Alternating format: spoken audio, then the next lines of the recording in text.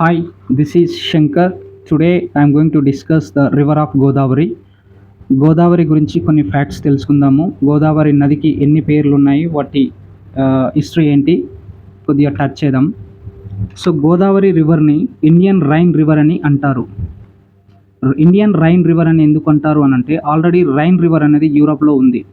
ఈ యూరోప్లో యాక్చువల్గా ఈ నదిని ఏమంటారంటే లైఫ్ లైన్ ఆఫ్ యూరప్ అని పిలుస్తారు. ఎందుకంటే అది వాణిజ్యానికి కానీ, వ్యవసాయానికి కానీ, తర్వాత ఇండస్ట్రీకి కానీ బాగా యూజ్ అవుతుంది. యూరప్ ఒక రకంగా డెవలప్ కావడానికి ఈ నది దోహదపడుతుంది.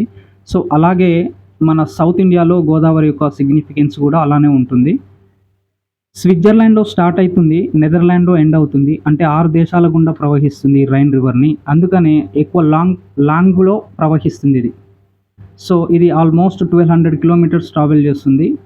సో అందుకనే దీన్ని గోదావరి రివర్ని ఇండియన్ అంటే రైన్ రివర్తోని కంపేర్ చేశారు. So it is called as a Indian Rhine river అని అంటారు గోదావరి నదిని. ద సెకండ్ సౌత్ గంగా అని కూడా అంటారు.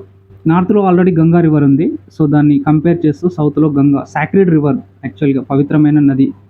సో దీన్ని దక్షిణ గంగా అని కూడా అంటారు. సో నెక్స్ట్ వన్ వృద్ధ గంగా.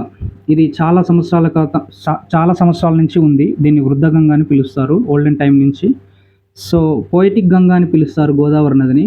అంటే చాలామంది కవులు, రచయితలు ఈ గోదావరి నదిపై పాటలు కానీ, కవితలు కానీ, ఇట్లాంటివి గొప్ప పుస్తకాలు కానీ రాశారు. అందుకనే దీన్ని పోయిటిక్ గంగా అని పిలుస్తారు. సో ఇంకొకటి ఇంపార్టెంట్ నేమ్ ఏంటంటే తెలివాహ రివర్ అని పిలుస్తారు గోదావరి నదిని. తెలి అంటే ప్యూర్, వాహ అంటే ప్రవహించేది.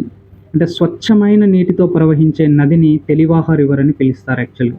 సో యాక్చువల్లీ గోదావరి నదిని ఇండియన్ రైన్ రివర్ అని అంటారు.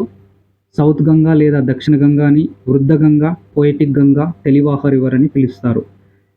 ఇంకొకటి గోదావరి నది భారతదేశంలో ఇండియాలో second largest river after Ganga. తెలంగాణలో గోదావరి నది దగ్గర ఉన్న దేవాలయాలు, వెరీ ఇంపార్టెంట్ దిస్ కాన్సెప్ట్. యాక్చువల్గా ఫస్ట్ వన్ నిర్మల్, బాసరా దగ్గర ఉన్నది. ఇది సరస్వతి దేవాలయం. ఇది భారతదేశంలో సరస్వతి దేవాలయం ఉన్నది సెకండ్ ప్లేస్. ఫస్ట్ జమ్మూ కాశ్మీర్లో ఉంది. సో సెకండ్ మంచిర్యాల్లో గూడెంగట్టు జాతర, ఇక్కడ సత్యనారాయణ టెంపుల్ ఉంది. రెండవ అన్నవరం అని అంటారు ఈ టెంపుల్ని. So third one Nizamabad Kandakurthi, ఇది త్రివేణి సంగమం అంటారు యాక్చువల్గా. గోదావరి నది ప్లస్ మంజీరా ప్లస్ హరిద్రా నది, ఈ 3 నదుల కలయికను త్రివేణి సంగమం అని అంటారు యాక్చువల్గా. సో నెక్స్ట్ జగిత్యాలలో ధర్మపురి లక్ష్మీ నరసింహస్వామి టెంపుల్ ఉంది. సో ఇక్కడ యమధర్మరాజు టెంపుల్ అని అంటారు. So fifth one Peddapalli Manthani Srirama Saraswati Gautameshwara temple ఉన్నాయి యాక్చువల్గా ఇక్కడ.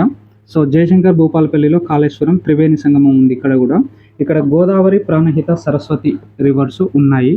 సో యాక్చువల్గా మన తెలంగాణ అంటే త్రిలింగ దేశం అని అంటారు. త్రిలింగ అంటే 3 ప్రాంతాల మధ్య ప్రాంతాన్ని త్రిలింగ దేశము, దాన్నే తెలంగాణ అని కొంతమంది దీన్ని నమ్ముతారు.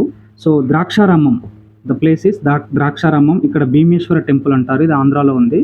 సో శ్రీశైలం మల్లికార్జున టెంపుల్, ఇది రాయలసీమలో ఉంది, అంటే ఆంధ్రాలో. సో కాళేశ్వర ముక్తేశ్వర ఆలయము, ఇది తెలంగాణలో ఉంది. అంటే ఈ 3 ప్లేస్లు మధ్యలో ఉన్న ప్రాంతాన్ని త్రిలింగ దేశము అని అంటారు. దీన్నే తెలంగాణ అని అంటారు యాక్చువల్గా. సో ఇక్కడ గోదావరి నదికి ఉపనదులు చాలా ఉన్నాయి.